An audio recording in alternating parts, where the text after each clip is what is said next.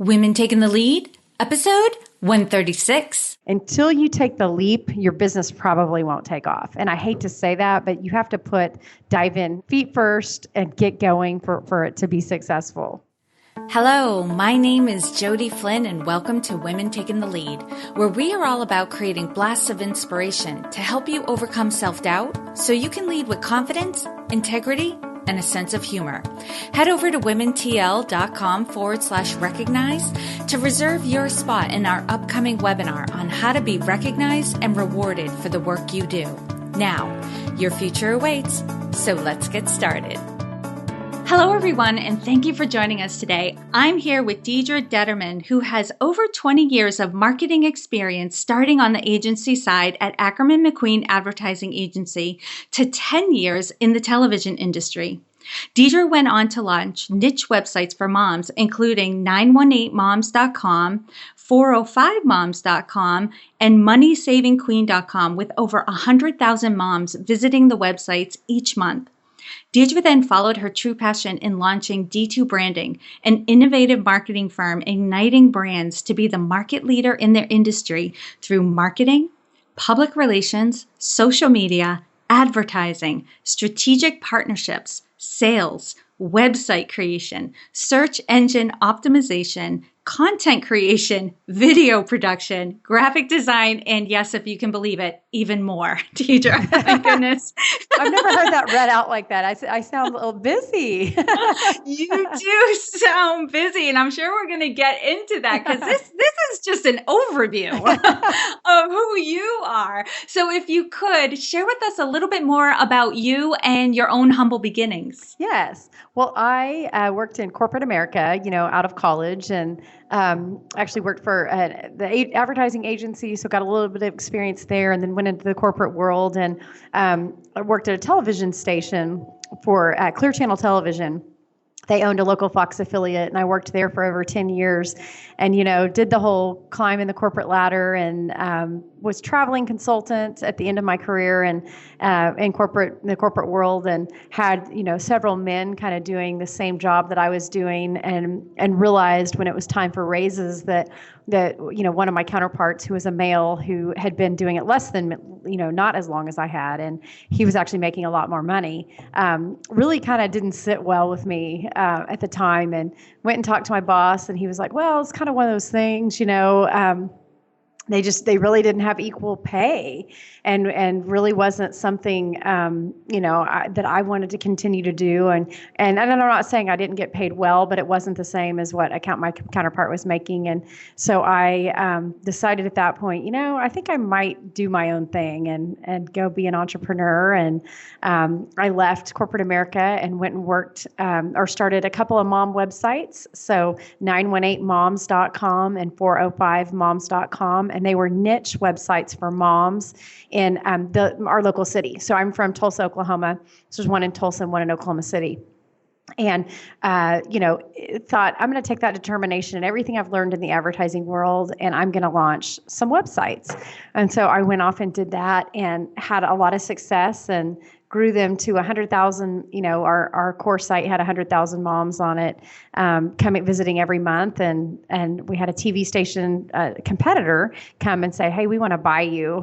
We want to purchase the site." And so we ended up selling the site and working for them for a couple of years, and then I left and started D2 Branding, which is my consulting firm that I work with now. Wow, you really made your bones in the industry, that's for sure. So lots of hard work. Yeah, I can hear that. And you've come a long way. You gained confidence. I mean, not everyone, just decides to go off and start a company. Normally when people are dissatisfied with their job, they're thinking, well, I'll find a different job in a different place. But you spun off and started your own business, and that really takes something. But I always love to start these interviews off kind of leveling the playing field, saying, take us back to a time when you were playing small, those moments when we don't, it's not just that we're undervaluing ourselves, we're not even aware of how capable and valuable we are. So we play to the level we believe we are, when in reality, and it's usually in retrospect, years later, we look back and go, oh my goodness, Why did I sell myself so short? Why did I not think I could do more? Right. Share with us the story and the lessons you've learned. Well, I laugh because my first job out of college, my dad was an accountant by trade. So he's always kind of like, what, this PR thing? Like, what was your degree? What are you actually going to do with that? He didn't really understand that a whole lot. So I went and worked for Ackerman McQueen advertising agency out of school. And, I'm thinking, oh, I have a college degree. This is going to be great. And I remember my offer was $17,000 a year. You're gonna like know how old I am now, but this was back in 1995, and you know, I call my dad and tell him I'm all excited, and he's like, well, I think you can get food stamps with that. He's like, you have a college degree and they're offering you that. And it was kind of one of those in this industry, you work your way up, and the people that work hard move to the top, and that's just the way it was. And so, I remember my first day walking in, and my boss, and she was just a little tiny thing. I mean, like 5 foot tall, that's it. And maybe like 90 pounds, if even that. But she was one of the scariest people. And she wasn't when I got to know her, but she was definitely known as like the bulldog, don't mess with her. And she sits me down to where I'm going to sit, and it was the front desk. So I was the front desk girl. And I thought, well, what? I went to college. I have a degree in PR marketing, and why would I sit at the front desk? But that was the best thing I could have done. I worked for 6 months there until I moved up and I got to be an assistant media buyer, and then become a media buyer and do some really cool things. But that first, it was definitely that humble beginnings where you're like, well, I guess I'm just going to sit here at the front desk, and I answered the phone. And I had a lot of other tasks I had to do, but there was no better way to learn the business and inside and out than to start at the very, very bottom. And that's what I did, and had great experience. And this was back in the days where nobody made overtime. They didn't care about that. You just worked I worked until she left, and she never left. She didn't have kids or anything. And so, we would be there till 9 o'clock at night, 10 o'clock at night, haven't eaten dinner, starving, wondering if she's going to leave. And that's just what I did. And, if it was a Saturday and she was going to go in and work, she would call me and say, you need to meet me at the office. No notice, no nothing. And I would just drop whatever I was doing and go to the office and do what she wanted. But she took good care of me. Yeah. I ended up making good money and moving up. And I'll never forget that hard work that I started with, that, you're entitled to nothing. You have to work for everything. And that was a good lesson. Yeah. And it was a different mentality then, in the workplace. Like you were saying that, you were hired for a job. They sat you at the front desk and you thought, okay, well, this is where they think I'm most valuable. Right. Right. With my degree and all of that, and I don't know too many people who nowadays would have stayed. Yeah. It was definitely tough. I did that. It was 2.5 years of working there. And everyone in town knew of this place and knew that if you were working there, it was kind of known as a sweatshop, for lack of better words.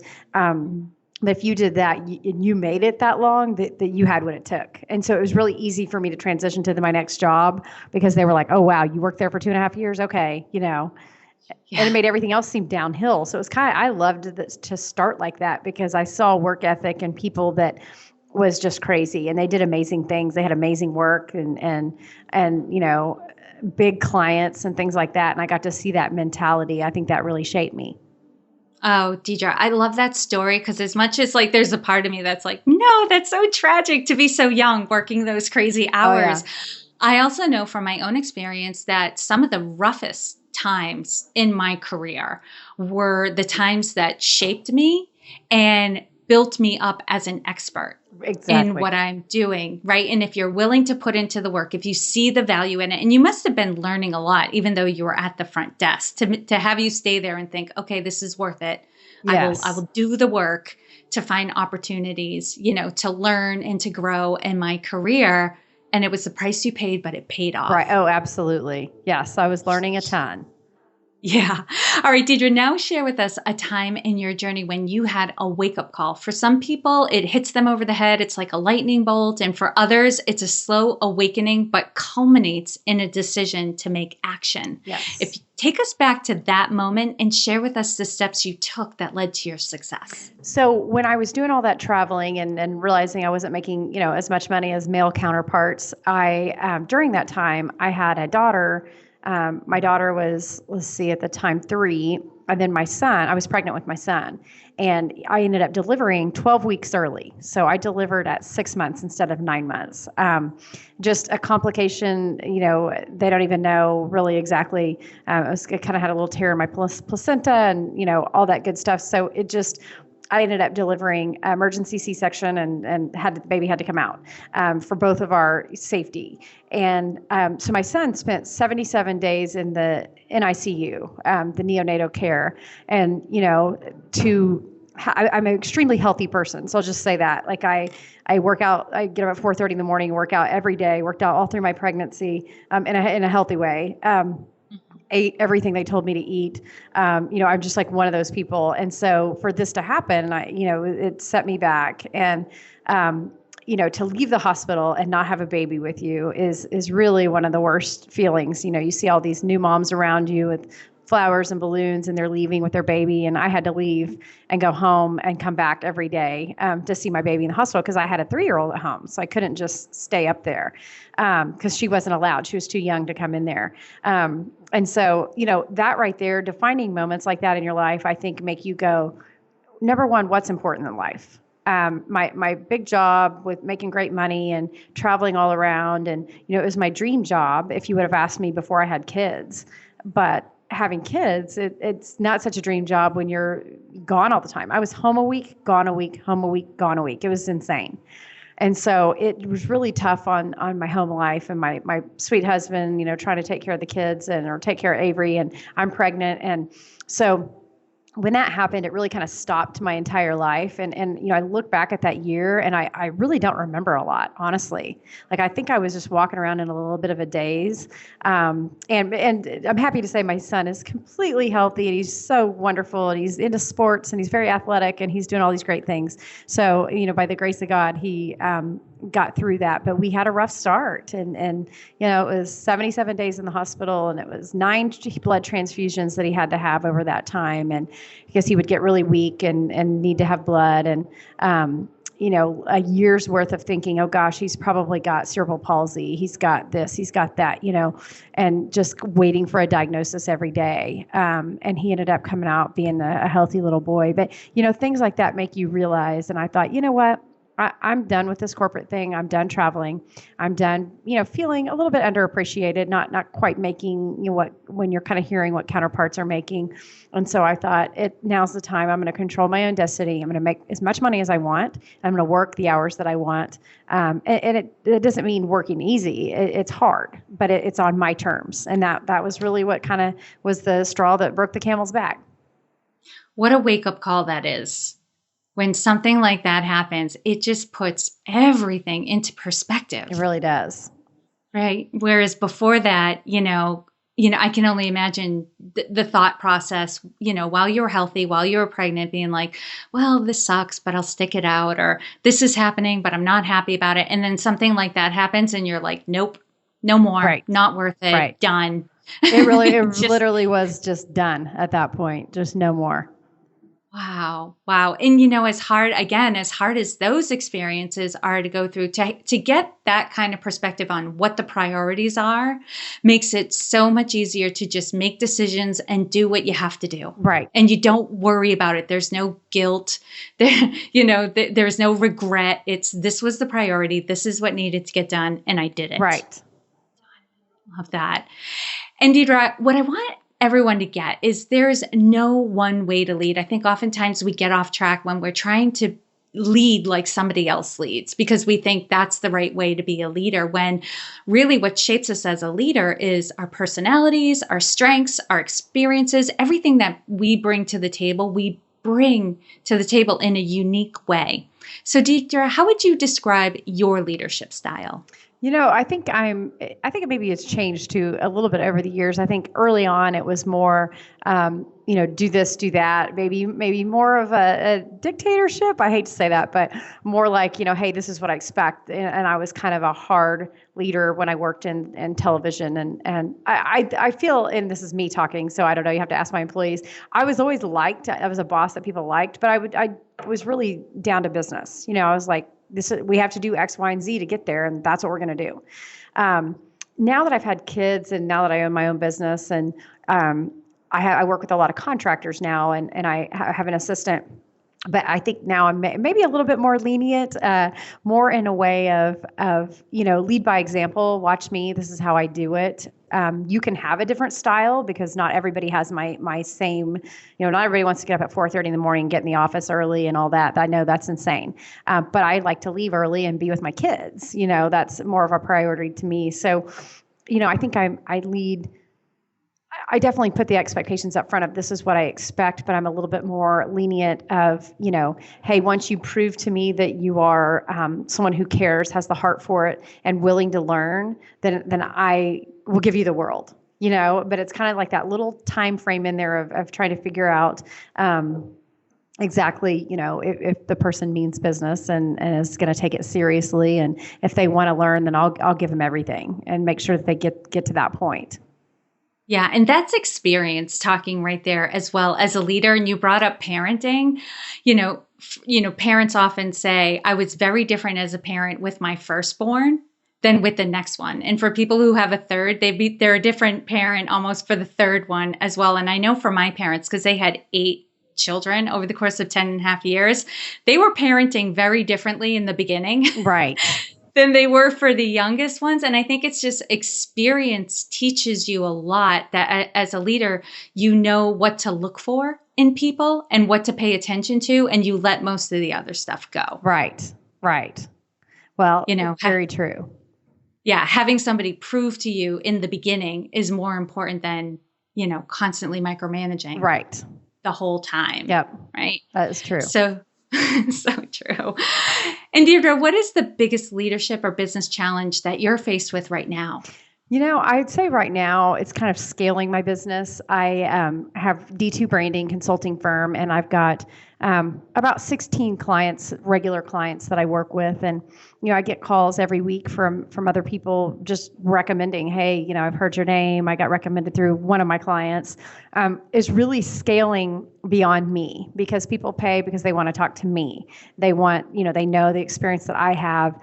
So to really scale out my business and find more consultants that can work with me, under me, maybe don't have exactly my style. And so I struggle with that a little bit, trying to find that perfect match and because everyone is different. Maybe they don't have my exact style, and that's okay.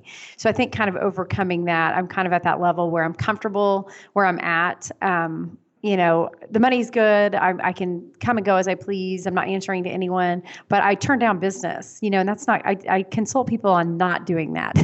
So just to be totally honest, but so it's one of those things, just learning to really scale.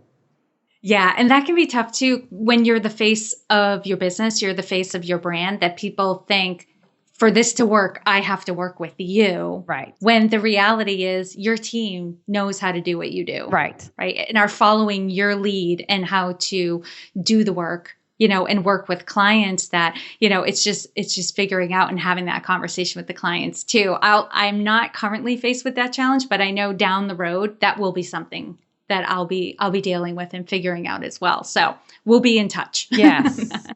So, and Deidre, what's one thing you're working on right now that you're really excited about? Thrive15.com is a platform that I'm a mentor on. And so Thrive is online education for entrepreneurs.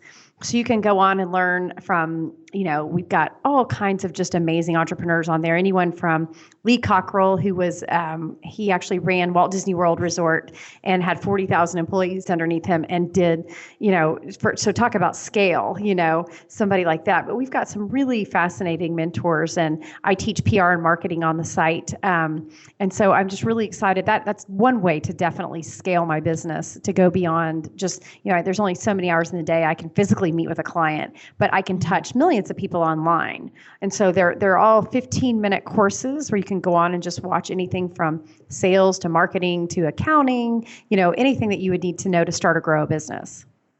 Yeah, and I love that you said that, because as we were talking about before we hit record on this was, I was doing workshops, interacting with women who, we were developing their leadership skills, and they didn't really see themselves as leaders. And I was trying to think of a way where I can impact more people. And so taking it online is definitely scalable. I mean, and you were talking about scalability earlier as well. When you have something online that's evergreen and people can find it at any time and use it at any time, it really increases the impact that you can have on the world. Yes, absolutely. The internet today, that's how I launched my businesses, was online, and it's really powerful. You can just do it out of your house, and you don't have to have a ton of overhead, and it gives huge opportunity for people today, I think. Yeah, absolutely. All right, Deidre, now I'm going to do a quick leadership roundup. So tell us, what is one practice you have that helps to make you a better leader? I think, leading by example. I'm an extremely hard worker and do whatever it takes to get the job done. So, sometimes that means working on the weekend. Sometimes that means putting my kids to bed at night and getting online, after work is finished. I may do different hours than everybody else, but I always get the job done. And so, I'm kind of a leader like that. I don't really care when or how you do it. I just want to make sure it gets done. And, and so I think leading by example in that way, that work ethic is maybe something positive that my employees get from me. Absolutely. And what is one book that you would recommend to a woman to help her develop her leadership? Well, one book I'm reading right now is actually called Scale. So it's Scale by Jeff Hoffman and David Finkel, and it's for small business and entrepreneurs. And it's basically teaching you to go from, your little business that you have out of your house to, a bigger role, multiple locations, whatever your dream is, X amount of dollars you want to make, you want to be in every city across America, whatever it is. It's a really great guide to help you scale your business. So I would say that one is a great one. That is a great one. I'm going to put that on my list. Yes. And Deidre, what advice would you give your younger self? I think just to go for it early. I always kind of had that entrepreneurial bug in the back of my mind, but I just never knew, gosh, could I do it? Do I have to have enough money? Do I, and I started my websites with nothing. I didn't have any money. We just, I wasn't willing to put my house up, my mortgage on the line or anything like that to get a loan. I just was out there and just hustled. I knew I had hustle, and I knew I could use my relationships. I knew a lot of people, and that was the way I was going to get to the top. So you don't have to have $1 million. You don't have to have, I think if you have an idea, just to go for it, because you never know until you go for it. And, I'd always tell myself, I worked at Banana Republic and all through college, and I laugh because I would always say, you know what, I can always go back to Banana Republic. And that was kind of my saying for anything that we did. I said, you know what, it doesn't work, I go back to Banana Republic. Like, who cares? You can find a job, you're marketable doing something. And so I just, I think I see people a lot that have that corporate job, then they're trying to start something on their own, and they just are riding that fence. Until you take the leap, your business probably won't take off. And I hate to say that, but you have to dive in, feet first and get going for it to be successful. Right. I love that. Just get it started. Yes. And see where it goes. Yes. Perfect. Now, Deidre, share with us a success quote or a mantra and why it has meaning for you. Well, one of my favorite quotes is actually from Oprah. And, talk about a woman who's in charge and has done amazing things in leadership. So it's called passion. Everybody has a calling, and your real job in life is to figure out as soon as possible what that is, who you are meant to be, and begin to honor that in the best way possible for yourself. I love that. I think we can all learn a thing or two from Oprah. Yes. And why does that quote have meaning for you? I think the passion part, you can probably tell in my voice, I'm a very passionate person. Like, I don't like to do anything just halfway. If I'm going to do it, I'm going to dive all in and give it my all. And so I just think, anything that you have passion behind, you can be successful at. So if you really love, whatever that is, whether it's photography or, writing or whatever it is, if you dive in, with passion, then it's hard to stop somebody that has that fire within them. It really is. It is, yeah. And they rally people around them. Yes. As well. Yes. Because they are so passionate. And I've seen the calmest, most introverted people light up when they were talking about what they were passionate about. And you couldn't help but get drawn in. Yes. And want to be a part of it. Yeah. Absolutely. So true. All right, Deedra, lastly, what is the best way for this community to connect with you? You can find me, and actually, when I was talking about thrive15.com, I actually have a 15-day, or I think it's 14-day free trial that anyone can go on and watch all my videos. And it's, if you go to thrive15.com, the code is MOM, M-O-M. So that is a great way to, learn about my videos. You can also find me at d2branding.com and on Facebook and Twitter and Instagram and all that fun stuff. You are easy to find. Yes. No one should have any excuses that they couldn't find you out there. That's right. That's awesome. And for those of you who are listening, I know oftentimes you're on a run or in the car. You can find all the links and resources that we shared in this episode at womentakingthelead.com. And Deedra, thank you so much for taking the time to inspire and enlighten us. We are all better for having met you. Oh, thank you so much. It's been a lot of fun, Jody. Thanks so much. Thank you for joining me on Women Taking the Lead. Are you ready to take the lead in your own life? Head over to womentl.com/recognized to reserve your spot in my upcoming webinar on how to be recognized and rewarded for the work that you do. And to strengthen you on your leadership journey, I'd like to send you off with a quote from Marianne Williamson. Our deepest fear is not that we are inadequate. Our deepest fear is that we are powerful beyond measure. It is our light, not our darkness, that most frightens us. We ask ourselves, who am I to be brilliant, gorgeous, talented, fabulous? Actually, who are you not to be? You are a child of God. Your playing small does not serve the world. There is nothing enlightened about shrinking so that other people won't feel insecure around you. We are all meant to shine, as children do. We were born to make manifest the glory of God that is within us. It's not just in some of us, it's in everyone. And as we let our own light shine, we unconsciously give other people permission to do the same. As we are liberated from our own fear, our presence automatically liberates others. Again, thank you for joining with me, and here's to your success.